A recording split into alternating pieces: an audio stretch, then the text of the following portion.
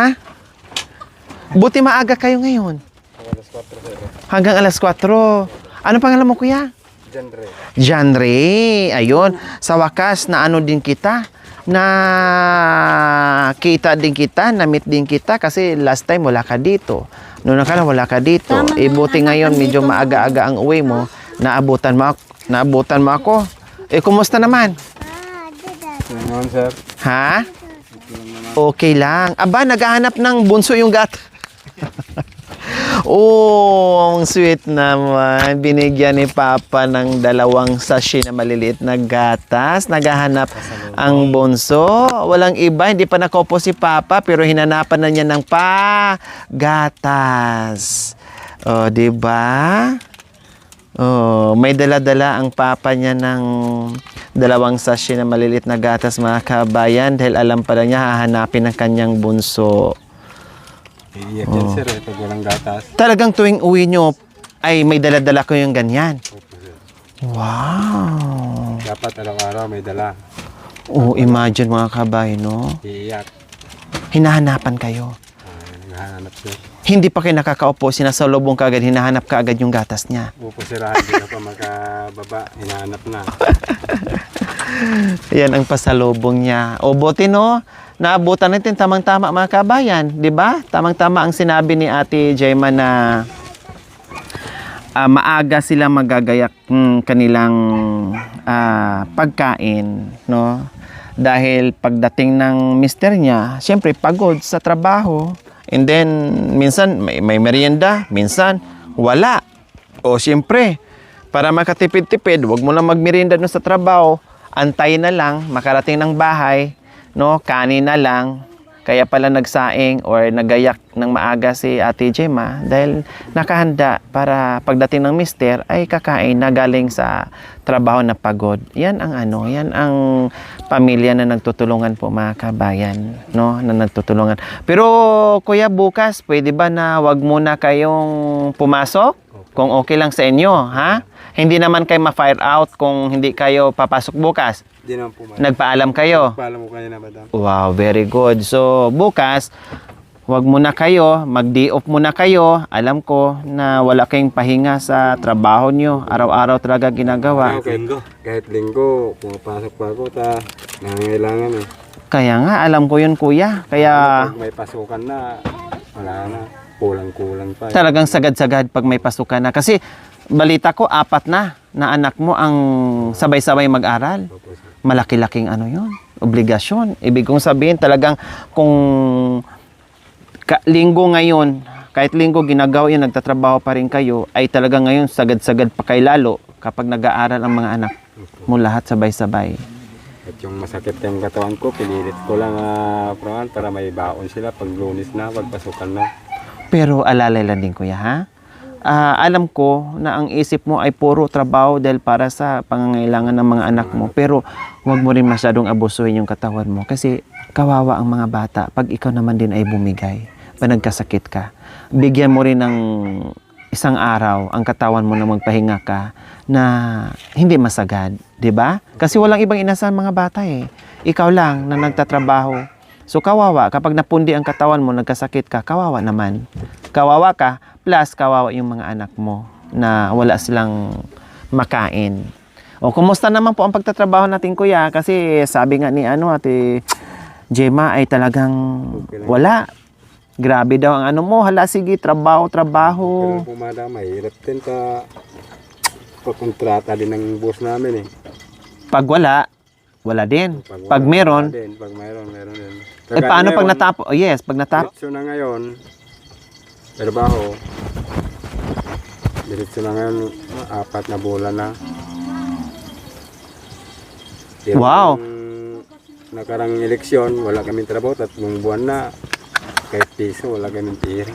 Paano yun? Kahanap ako ng trabaho, tapos dapat may extra kong linggo-linggo. So maganda pala ngayon, kuya, na kahit papaano, 4 months straight. Dapat straight yung trabaho namin. Tapos, meron din na ilang buwan na wala. Oo. So, paano kayo yung pagkain nyo? Paano? Naghahanap ako ng para na pumunta Sideline. ng sideline doon sa board. Pasulpot-sulpot yung trabaho, ganun. Nung na-eleksyon noon, na timing kaming wala kaming trabaho. At buong buwan yun, wala, ang hirap. Kung anong maulam ng mga anak ko dyan, mantika at sa kasoy, hinalo-halo lang nila, tapos kakain sila.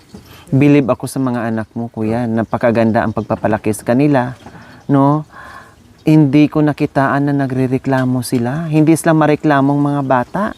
At ang sisipag pa. Kung nasaan yung nanay nila, hala, nandoon din sila. Tinutulungan kung anong ginagawa ng nanay nila. Kahit hindi mo sila utusan, kusa silang nagdadampot o kusa silang gumagawa o gumagalaw. Tinutulungan nila ang mama nila. Ang ganda ng pagpapalaki. Ang ganda, nakikita ko. At ako'y napahanga sa iyo, kuya. No? Sabi ko nga, gusto ko mamit ang asawa mo, Ate Gemma. Kasi siyempre, nag-usap na kami ni Ate Gemma sa buhay-buhay nyo. And then, doon ako napahanga na tumayo ka bilang tito at papa sa dalawang anak niya. Doon ako napahanga sa itong pabilib. Kaya thank you, kuya, ha. Bihira lang ang tulad mo. Na yung pagmamahal ay hindi lang dahil minahal mo yung nanay nila. Minahal mo lahat. Kahit nahihirapan ako sa nila, pag wala silang baon, pinilit ko pa rin pumapasok. Pag kahit masakit na yung katawan ko, Para sa kanila, para kuya. sa kanila lang. Minsan, wala silang baon, ipilit nila, papasok pa rin sila. Pampasahe lang nila yung pira nila nga binigay. Papasok pa rin Pasok sila. pa din. Oo. Wala na silang pamirinda, wala lang kwan. Basta may pamasahe lang sila nga. Makarating lang ng eskwelahan. Ng eskwelahan. Doon ako na napahanga at napabilib sa iyo. Kasi hindi lahat ng kagaya mo na nakapag-asawa na may anak na matanggap ng buo at mahalin ng buong buo at suportahan at may pangarap na makapag-aral. Oh, grabe yung kuya, no? Grabe yung mga kabayan kasi hindi lahat na lalaki na tulad ni kuya. Yung iba walang pakialam. No? Yung iba sabihin pa, ito na, may ano sila, bahala sila, ito yung anak natin. Hindi lahat, hindi lahat. Kaya sabi ko, hindi lahat din kagaya ni kuya na makatagpo na merong magkaroon ng stepson, stepdaughter na ang turing ay higit pa sa anak. Kasi nga, yung tunay nga tatay, nakayanan niyang iwanan, nakayanan niyang baliwalain. Pero ito, no, ay tinanggap ng buong buo, tito, at the same time, papa at tito nila. Kaya sabi ko, dapat ang itawag nyo, pato. Kasi papa at saka tito. Oh. Bakit naman kasi gusto mong tawagin na tito? Nasa kanila yun, madam eh. Ha? Nasa kanila yun, madam. Dapat ang pinatawag sa papa na kasi 8 years old lang pala itong panganay niya. Kasi ang turing mo sa kanya, anak na eh. Ni minsan ba hindi na sumagi sa isipan mo o sa utak mo, kuya, na hindi ko naman sila anak, hindi ko naman sila kanon, hindi sumagi. Ayun. Talagang Talagang tinawag sila. tinuring mo talagang, Tinuring ko silang anak ko. galing, no. Kasi yung anak ko, kapatid nila yan eh. Kaya parang anak ko na din sila. Kumaga, minahal mong nanay, Oo. minahal mo ang mga anak lahat. Kumusta yung pakikitungo mo, kuya, doon sa dalawa na anak ni Ate Gemma at saka yung itong anak mo ngayon na dalawa? Kumusta ang pakikitungo mo sa apat? Parehas naman, madam. Pantay-pantay. Oo, pantay-pantay. Sa pagkain, sa disiplina, sa pagturo, pantay po yun. Pinantay ko sila. Tapos siyempre, yung anak ko, hindi pa nag-aaral yan, maliit pa. Eh, yung dalawa, mag-high school, mag-didikar pa lang yung mayon, eh, baka tapos na yung dalawa, di makatulong na sila sa mga kapatid nila pag matapos na. Ang galing ng isip mo, kuya, no? Eh, halimbawa, kapag meron kang dalang, o punta kayo ng bayan, halimbawa, punta kayo ng bayan, halimbawa, yung isang anak, may gustong ipabili ng ganito, may gustong kainin ng ganito, lahat sila pinagbibigyan mo, kumbaga. Minsan, madam, pag may pira, lahat sila. Pero pag wala, wala. Kung ano yung kaya, kumbaga. Oo. Pero pagdating sa pagkain, pantay-pantay Oo, sila. pantay-pantay naman na pagdating sa pagkain. Walang Lamangan. lamang. Wow. Walang lamangan, kumbaga. So, doon ako napahanga. Kaya sabi ko, gusto kong mamit yung asawa mo, Ate Gemma. Sabi mo, wag pumasok muna bukas. Gusto ko nandito siya at gusto ko ipahinga mo naman yung mister mo, makarelax man lang siya ng isang araw na magbanding kayo, na magkasama kayo. Dahil gustuhin man, alam natin sa puso ni kuya na gustuhin man niya na manatili ito sa bahay na kahit papaano paminsan-minsan magkasama sila. Pero hindi pwede kasi siyempre ang iniisip niya, paano pagkain nila? Paano yung pag-aaral nila? O ngayon na isang buwan pa lang bago ang pasukan, iniisip na naman niya kailangan kumayod habang may trabaho kasi malapit na naman pasukan. Hindi ang trabaho hindi alam kung hanggang kailan. 'Di ba? Tama kuya. Oh, see? So ganyan lang ang buhay. In-advance ko na kasi pagpasukan, di may ipon na nga pera kunti, pangbaon na nila. Pambili ng Bili ng gamit. gamit ng mga bata. Tama. Nakahanda na, kumbaga. Pinaghahandaan ang pag-aaral sa mga bata. Kumusta, kuya, na ganito ang tirahan natin? Kayo ay, ano bang eksperto nyo sa pagdating sa paggawa ng bahay? Kayo ba ay helper, mason, karpintero? Ano bang expertise nyo, kuya? Doon sa trabaho ni madam, parehas kami, walang mason, walang libor, parehas lahat ng... Parehas kayo? Oo. Parehas kami ng sahod. All around kayo lahat? Oo, all around. So, marunong kayo gumawa ng bahay? Dapat may kasama po ako madam, pag Pero marunong kayo gumawa? Marunong din. So, marunong kayong gumawa ng bahay, kuya. Gumagawa kayo ng ibang bahay. Pero, bakit hindi nyo po nagagawa ang bahay nyo? Hindi ko na magawa madam kasi kailangan ko talaga yung hira, pagkain namin. Kung hinto ko ng 2 araw, wala na. Wala na At kaming bakit budget. hindi po ninyo nakumpuni ng paunti-unti ang bahay? Unti-unti na madam, pero pag minsan di ko na din maharap. Yung poste niya, pinalitan ko na lang ng bayog na itabi niya para may tibay din lang. Kumbaga, yung poste na bumigay na, nilagyan nyo ng bayog ngayon Nilagyan ko na lang ng bayog para manatiling nakatayo pa din na matulugan nyo. Natanong ko yun. Kasi pag ko yung tatrabuhin yan, wala din kaming kakainin na. Siyempre, maghahanap ako ng pagkain ng mga anak ko. Tama. Isang linggo na, wala na. Anong kakainin namin, wala na. Tama. Naitanong. Kaya hindi ko magawa yung bahay namin, hindi ko magawa-gawa. Tama. So naitanong ko yung mga kabayan kasi nasabi ko kanina, gustuhin man ni kuya gawin o harapin yung bahay niya, pero meron siyang priority. Tiisin na lang niya ang bahay na ganyan. Kasi hindi niya matiis na magutuman ang kanyang pamilya. Kaya unahin na lang muna niya ang pagtatrabaho para sa pagkain nila araw-araw. Tutal, nalagyan naman niya ng poste bayog, pinatibay naman niya ng konti kahit papaano, at mahigaan pa naman, ay okay na. Kasi mawalan siya ng opportunity na ang hirap pa maghanap ng trabaho. At paano ang pagkain na wala namang iba na magbigay, kundi siya lang din ang mag-provide para sa pagkain na araw-araw. At hindi rin po siya makabili unti-unti ng materialis, mga kabayan, kasi kinakapos nga po. Bali, kinakapos nga po sa sweldo na 600. Ano bang magagawa sa 600, mga kabayan? Kung bilhan pa niya ng kung ano-anong gamit na pwede niyang ikumpuni dito sa kanyang bahay. Siyempre, sa pagkain na lang nila buong maghapon. Plus, ang iniisip ngayon ni Ate Gemma and ni Kuya, mga kabayan, ay paano sila makaipon? Paano sila makaipon para sa pasukan na darating na meron na naman silang panggastos, pamasahe, na kahit malang pamasahe daw, na wala ng pangbaon, merienda sa anak, basta importante makarating lang sa school. At hindi daw siya sigurado kung continuous ang trabaho niya kasi kontrata lang. Dahil minsan, may straight na ilang buwan din na walang trabaho na hindi alam ni Kuya kung saan pupunta, sideline. No, na talagang madaanan nila yung hirap. Paano yung nakakayanan yung buhay-buhay, Kuya? Hindi kayo napapagod? Hindi naman masakit na yung katawan ko, sir, pero madam, pero pinilit ko na lang na para makakain lang yung mga pamilya ko. Mahirap pagutuman kasi pag wala nang kahit wala na kaming ulam dyan, kahit bagoong na lang, kain na lang sila. Nakikita ko yung kuya, hindi sila mareklamo. Hindi sila mareklamo sa gawain, no, sa pagtulong nila sa mama nila. Hindi rin sila mareklamo pagdating sa pagkain. Tinanong ko nga sila, kuya mga anak mo, lahat tinanong ko, anong gusto mong bahay? Malaki, maliit? Maliit lang po. Kahit simple, basta maayos.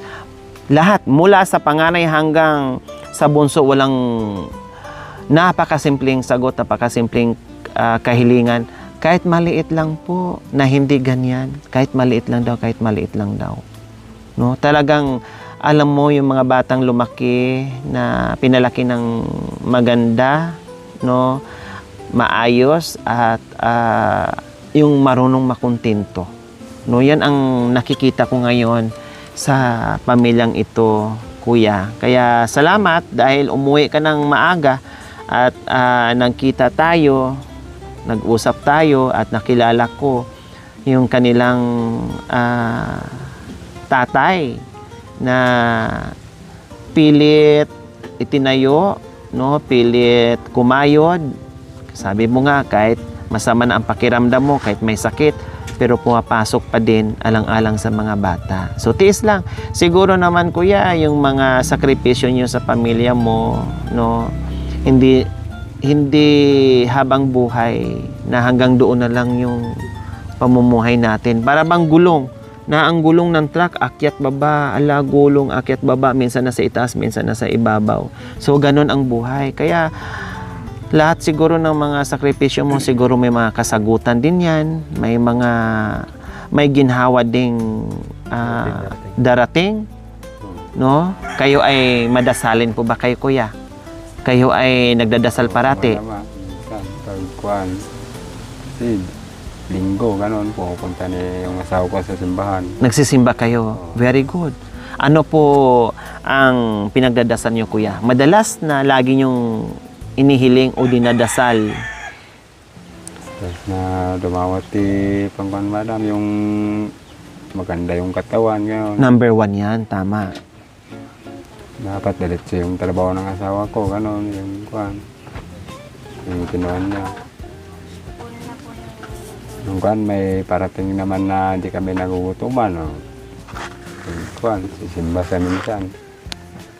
Pero hindi naman dumating sa punto, kuya, na yung mga bata na natutulog na lang sila na walang kinain o walang hapunan. Ay, Hindi naman. Kahit papaano ay ginagapa mo. paano kung kuhan, hindi ko sila pinangagutuman kasi kawawa sila. Talagang sinisigurado mo. Ako na lang ang magugutuman kaysa kanila. Mm. Wow ha, grabe si kuya ha. Ganyan ang tatay. Ganyan ang dakilang tatay. No? Na hindi baling magutuman tayong mga magulang basta ang mga anak natin ay makakain lang. No, kung ano si kuya, gano'n din ako makakabay. Na yan ang katwiran ko. Hindi baling ako mapagod, hindi baling ako mahirapan, hindi baling ako ay hindi makakain ng bongga. Basta ang pamilya ko o yung mga anak ko ay makita ko sila na kumain sila. Ganon din ako. Parehas tayo, kuya.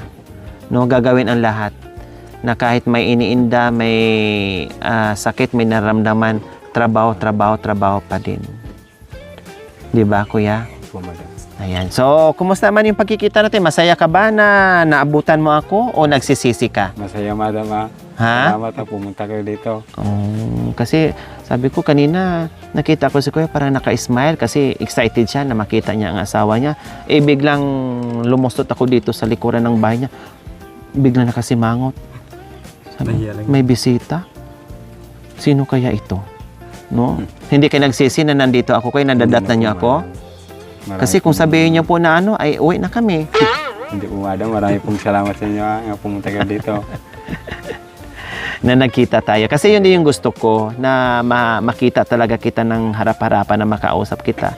Dahil gusto ko magpasalamat sa iyo na hindi ka nag-atubiling o napagod dito sa mga anak ni Ate Gemma noon, na nandiyan kang tumayo, na napakatapang mong tumayo, napakabait mong mister, no? Napakabait mong tatay, hindi lang mabait na tatay, dakilang tatay pa sa 4 na anak ngayon. Na minahal mo ang nanay at minahal mo ng bongga ang mga bata. Kaya salamat sa pagmamahal mo. Sana ay nandyan ka palagi dahil kailangan ka talaga nila. No? Alam mo yung pagkukulang nila, nandyan ka kasi ikaw yung binigay sa kanila kasi ikaw pala ang pupuno doon sa mga pagkukulang na hindi hinarap, na ikaw ay kaya mong harapin. So, ayan.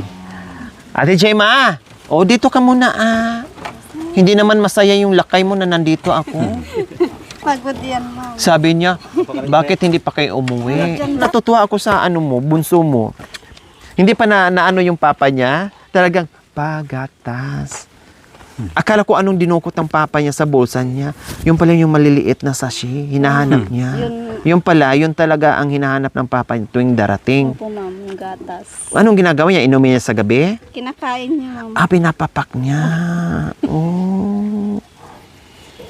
Very sweet naman. Nasaan na anak ko? Wala na. Ha? Inubos mo na? Ha? Wala na? Opo. 14 ang isa noon. No, 14 pesos ang isa. Tama po ba, kuya? 14 ang isa. So, 14 ang isa. So, dapat meron si kuya araw-araw 28 pesos para mayroong 2 sachet na pasalubong sa anak niya. O, diba? Kasi nagagatas pa instead na sa tubig, pinapapak niya parang ako lang din. Milo, nung bata ako, gustong-gusto kong papakin o kaya Ovaltine. Nako, gustong-gusto kong papakin or iulam sa kanin. Ayan. Anong masasabi mo dito sa lakay mo na mapagmahal and handang tanggapin ang lahat-lahat na hindi lang ikaw ang minahal, lahat ng anak mo minahal at napakasipag pa.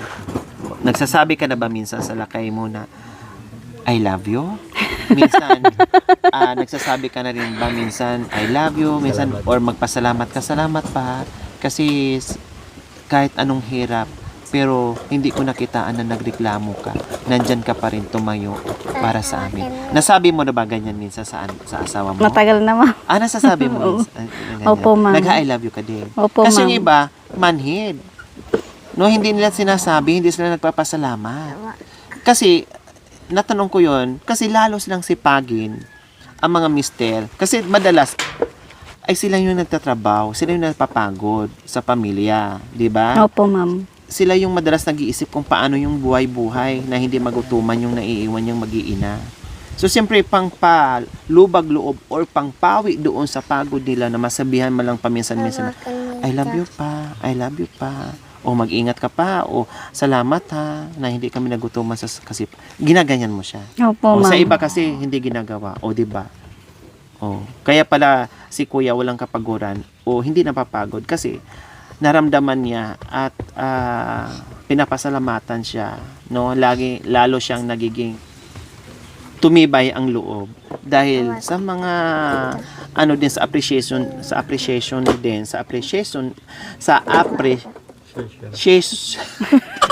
Appreciation, ma'am. nabubulong ako dahil sa appreciation po mga kabayan ni ate ngalan mo? Ate Gemma, ma'am. Dahil ni ate Gemma. Nangaway lang tayo, ma'am. Wala na. Parang nanuno ako doon. So, dahil sa appreciation ni ate Gemma sa lakay niya. Nasabi mo yan sa kanya. Opo. Paano pakiramdam mo, kuya? Nung ganyan, na nasasabi niya sa'yo, anong pakiramdam mo na kahit pagod na pagod ka, then makarinig ka ng ganyang salita galing sa asawa mo, anong pakiramdam mo, kuya? Wala. Salamat kayo. Kumbaga masaya ang puso mo. Napapawi ang pagod mo dahil narinig mo yung salitang ganyan. Pero nag-I love you ka man, nag-I love you ka din. Nag-I love you to, ibig kong sabihin. So masagot ka na, I love you to, ma. Ganyan ka din. Then after mag-I love you to, ma, nawala na yung pagod mo, labing-labing na. Hindi, ma'am. Pinapatawa ko lang si kuya. Kasi alam ko kung gaano kapagod yung trabaho. Lalo na ngayon, construction, and then mainit, no? Buti kung may bubong yung pinagtatrabahoan mo, ay medyo okay-okay lang. Pero kung wala, lalo na sa unang, sabak, no? Sa project, talagang walang bubong yung mag-umpisa ka talaga sa mainit. No, hindi biro, ang pagiging construction, mga kabayan, talaga napakahirap yon. Ngayon, dahil luto na, Masarap ang niluto mo, Ate Opo, ma'am. Gemma, ha? Opo, ma'am. Wow. Anong sahog? Yung kamatis, ma'am. Walang mumo. Wala. Walang ano. Natawa yung bata, walang mumo. Pag ako kasi mga kami, pag walang sahog, sinasabi ko walang mumo. No, so, yan ang maganda. Very natural lang. Makuha mo talaga yung very organic na tawag dito, bitamina ng bunga ng malunggay. Yes, ma'am. O tamang-tama, 'di ba? Tamang-tama na mainit pa yung niluluto mo and then dumating si lakay mo. May kanin ka na. Wala po. Ay magsaing ka. May kanin tapos walang may ulam walang kanin. Nagsasaing na ako, ma'am. Ay nagsaing ka na. Gino ka lang pala ng ano. Siyempre, ma'am. Napahanga ako ng asawa mo. Hindi siya hindi siya yung Huwag mo magbabago, ako ma'am. sabihan, ha? Siya ang sabihan mo, ha? Sana tuloy-tuloy yung pagbabago niya, ma'am. Sa asawa ko. Hindi yung alak. Huwag inom ng alak. Trabaho yung unahin niya, pamilya. Tapos mag-iingat lagi sa trabaho niya, tsaka yung dun sa nagmamaniho siya. Dapat hindi yung pagtakbo ng motor niya, ma'am. Hindi, Mabilis, ma'am. Hindi mabilis yung pagmumotor niya.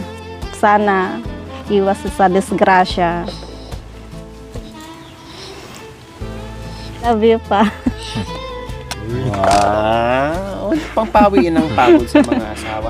Bakit nabanggit mo na malaki ang nagbago ngayon ni Kuya? O ano bang binago ni Kuya sa buhay niya? Kasi noon, ma'am, umiinom din ng alak noon. Noon, ma'am, noon. Noon na bago pa lang kayo? Oo, ma'am.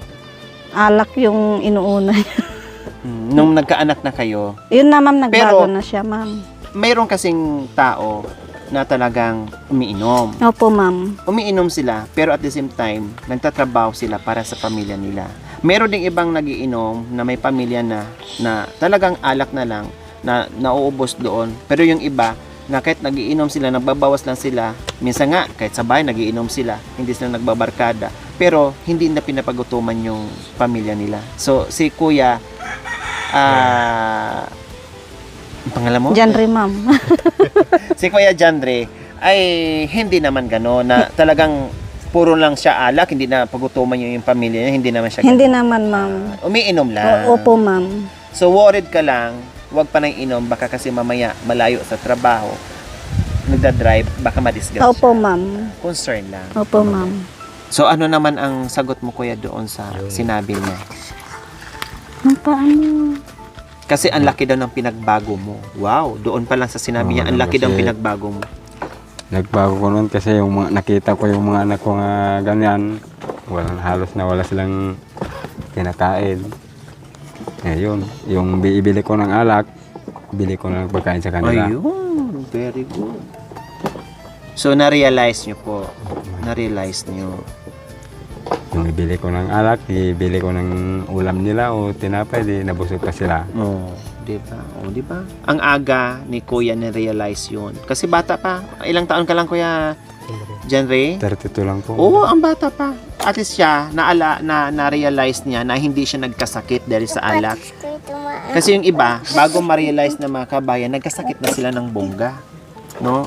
Pero si Kuya Janre ay na-realize niya, ay iniwasan na niya kasi imbes na mabusog yung mga anak niya, pambili ng pagkain, ay mapupunta lang doon sa alak. Okay naman yung mag-alak. Magbawas ng isa. Halimbawa, kung gusto mo talaga, o sige, isang bote, tama na yun. Iba kasi yung bisyo na paminsan-minsan lang kaysa yung addict ka na doon sa ginagawa mo. No, magkaiba kasi yun. Kasi yung iba araw-araw na hala sige. No? Kung paminsan-minsan lang once a week, o paminsan-minsan lang, so iba din yun. So at least na-realize ni Kuya na baguhin, kaya nakapagsalita si Ate Gemma na malaki ang pinagbago ng kanyang asawa. O, dahil yun sa pagmamahal.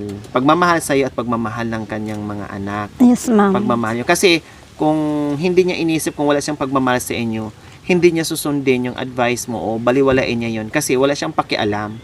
Mas unahin niya yung vision niya. Pero dahil sa pagmamahal niya sa inyong lahat, kaya iniwan niya yun. Yes, ma'am. Diba? So yun yun.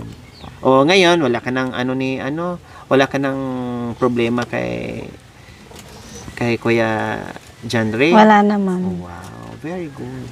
Gaano ba kamahal si Ate Gemma, Kuya John Ray? Mahal na mahal ko, madam. Ha? Mahal na mahal ko. O kantahin mo nga yung mahal na mahal ko. May kanta, di ba? Mahal na mahal ko. Kantahin nyo nga.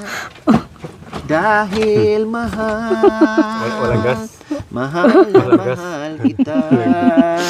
Walang gas. Hindi ako matatakot, mahihiya. Ano man ang sabihin nila. Dahil mahal kita. Dahil May kamahal ko. Gano'n ba yan? Oo, ma'am. Oh. Sige, wala- Ikaw naman, sabi ni kaya John Ray, mahal na mahal ka daw niya. O ano naman ang sagot mo doon? Siyempre, ma'am, mahal na mahal ko din siya, ma'am. Hindi, bumulong siya sa akin kanina. Hindi ka na raw niya mahal. Oo, kahit na. Andyan yung mga bata, ma'am. Alang-alang sa mga O ikaw, bata. ano naman ang sagot mo doon sa asawa mo na nakita mo ngayon, narinig mo ngayon na mahal ka daw niya? Salamat, ma'am. Ako ba nagsabi sa... Siyempre, ano sa lakay mo, ha? Salamat pa. Oo. Yan ang maganda. Salamat pa dahil... Dahil mahal na mahal mo ako. Siyempre, mahal na mahal din kita. Yun. Yan ang importante doon. Bahala, saging, basta... Labi. Sabi. So, ayan po mga kabayan. Marami pa tayong aabangan. Marami pang mangyayari dito sa buhay ni Ate Gemma and Ate John Ray. Ate Jandre. Ate Gima, Ate Chandri, ma'am. So, ayan po mga kabayan. Marami pa tayong aabangan dito sa buhay ni Ate Gemma and Kuya John Ray. Pinatawa ko na si Kuya. Tira mo, tamawa, oh. Yan ang gusto kong tawa, yung lumabas talaga. Lutang na. O, di ba ang ganun na tawa ni Kuya? O, at least napawi yung pagod niya. Kanina kaya, alam mo mga kabayan, pag ako talaga kaharap, no? Kahit yung mga, kahit gaano kaseryoso o mahiya man sila sa akin o mailang man sila sa akin, pag ako ang kaharap na kapag naumpisahan ko na talking mga kabayan, talagang wala. No, mapapatawa talaga sa akin mga kabayan. Hindi pwedeng hindi tatawa. Kaya ayon, maraming salamat po. Nawa ay yung ating prayers ay ipagkaloob ng Panginoong Diyos sa atin na matulungan po natin sila at yung ating panawagan na mabigyan natin ng maayos, no, desente at safe na bahay kubo para sa kanilang lahat po mga kabayan. Dahil nakita naman natin at nagporsige naman sila ng bongga, hanap buhay doon, lahat-lahat ginagawa para sa pamilya. Yun nga lang, talagang hindi nakayanan dahil kung ipambili nilang materials, kung gagawin man nila, ay paano yung pagkain nila? Eh may mga bata, 'di ba? So, pray natin. See you next episode po mga kabayan. We love you.